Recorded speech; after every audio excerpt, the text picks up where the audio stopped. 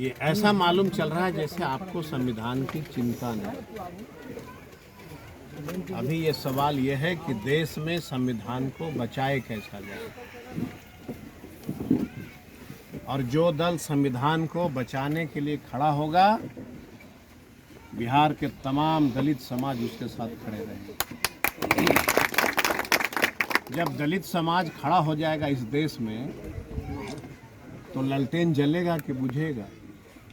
जलेगा ना। सर, संविधान की जो बात करें तो चिराग पासवान का मानना है और कह रहे हैं जहानाबाद में जब आए थे तो कि एनडीए गठबंधन का अगर सरकार बनेगा जो 5 किलो मिल रहा है वो भी मिलना बंद हो जाएगा। ऐसा है ना कि वो मेरा भाई है, लेकिन ज्ञान की कमी है। कांग्रेस की जब सरकार थी तो 35 किलो अनाज मिलता था और चीनी भी मिलता था और किरासन तेल भी मिलता था कि नहीं? पता नहीं पत्रकार महोदय को याद है कि नहीं। जानकारी तो मैं भी छुड़ाई थी उस समय।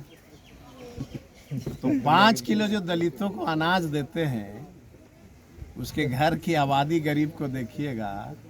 प्रधानमंत्री के यहाँ, प्रधानमंत्री जी के डेरा में एक टाइम का कम से कम नाश्ता बनता होगा 25 केजी का, और दलित को 5 केजी अनाज दे के थप्पड़ मार रहे हैं, उल्हाना दे रहे हैं। कांग्रेस ने 35 केजी राशन दिया, चीनी दिया, किरासन दे दिया, तेल दिया। कभी उन्होंने जो है उल्हाना नहीं दिया। उल्हाना समझते हैं ना? थप्पड़ मार रहे हैं 5 किलो राशन देके दलितों को कि हम तुमको भोजन दे रहे हैं। दलितों के कंधे में इतनी शक्ति है कि देश के प्रधानमंत्री को ये कमा करके 35 केजी दे देगा। लगातार सर नरेंद्र मोदी और अमित शाह बिहार में दौरा कर रहे हैं, उनको क्या ऐसा लग रहा है यहाँ की कुछ चिंता तरह क्या लग रहा है? हाँ, बड़ा ये अच्छा सवाल था। 32 साल का लड़का है ना तेजस्वी यादव जी, उम्र 32 साल होगा, जी। और 32 साल के एक नौजवान लड़के को कुचलने के लिए न जाने कितनी सारी शक्तियाँ लगा रखा है। एक हेलीकॉप्टर बनाम 50 हेलीकॉप्टर। लेकिन ये 32 साल का जो लड़का है ना, उसके अंदर शक्ति किसकी है? गरीबों की शक्ति है ना। अंबानी और अडानी की तो शक्ति है नहीं इसके पास। और एक चीज याद रखिएगा, इस धरती पर जिस इंसान के साथ गरीबों का आशीर्वाद होगा ना, उसको कोई माइकल लाल कुचल ही नहीं सकता है। नरेंद्र मोदी जो नारा लगा रहे हैं इस बार 400 पार, तो इसमें कितना लग रहा है दम ऐसा? ये तो संविधान बदलने की साजिश थी ना।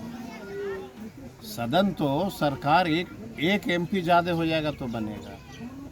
उनकी इच्छा थी कि जनता को बरगला करके और हम वोट ले लेंगे और अब जो है इलेक्शन को ख़त्म कर देंगे, संविधान को बदल देंगे। और संविधान बदलने का वीडियो वायरल जो है देखे है ना, प्रेम कुमार मंत्री मीटिंग कर रहे थे, उन्होंने भी कह दिया कि संविधान को बदलना है। देश के कई नेताओं ने कहा कि संविधान बदलना है, अभी हमको 400 पार करना। तो जब धुआं आग लगती है तब ना धुआं उठता है। आखिरी बात आया कहाँ से? क्यों हम लोग कह रहे हैं कि संविधान बदल देगा इन लोग? कहीं माचिस की तिल्ली जली होगी? इसलिए समझा देंगे अबरी। कल पटना में पीएम नरेंद्र मोदी का रोड शो हुआ, इससे कितना लगता है कि प्रभाव पड़ेगा? अच्छा, रोड शो आपको पसंद है कि जॉब शो पसंद है? आप एक बार सर्वे कर लो, आप जाके चौराहे पे आप जो है वाइट ले लो नौजवानों से, पूछना कि आपको रोड शो पसंद है कि जॉब शो पसंद है। तो हम नौजवानों को जॉब शो करते हैं। देखिए राहुल गांधी ने क्या कहा नौजवानों को, महिलाओं को, दीदियों को, कि जब तक तुम्हारी नौकरी नहीं लगती तब तक हम हर साल 1 लाख रुपया देंगे और तुमको ट्रेंड करेंगे और प्राइवेट से ले करके सरकारी सेक्टर में नौकरी दे देंगे। कहा कि नहीं कहा? गरीब का बेटा पढ़ेगा तो नौकरी नहीं करेगा जी, नौकरी की जो बात करेगा उसी की न चलेगा। सर, चिराग पासवान बोले इसके लिए हम क्या कर सकते हैं? अब उनके पिताजी हैं नहीं, हम लोग के अभिभावक थे, उनके पिताजी का वाइट निकालिए, या तो आपके माध्यम से मैं उनके पास संदेश दे रहा हूँ कि आप ऐसे महान पुरुष के वो बेटा हैं जो अपने पिता के जीवन काल का संसद के अंदर बोले गए वाक्यों की समीक्षा कर लीजिए। वो बेचारे लड़ते रहे आरएसएस से आजीवन कि आतंकवादी है। उन्होंने कहा कि आतंकवादी है आरएसएस, को बैन लगाओ। आज उनका बेटा आरएसएस की पूजा करता है तो देश का और बिहार का दलित देख रहा है। और मुझे पूरा भरोसा है कि जब लोकसभा खत्म हो जाएगा तो फिर वो हम लोग के साथ आ जाएंगे, क्योंकि उनकी थोड़ी आदत रही है कि जब लोकसभा जाना रहता है तो मिल जाते हैं मुख्यमंत्री से।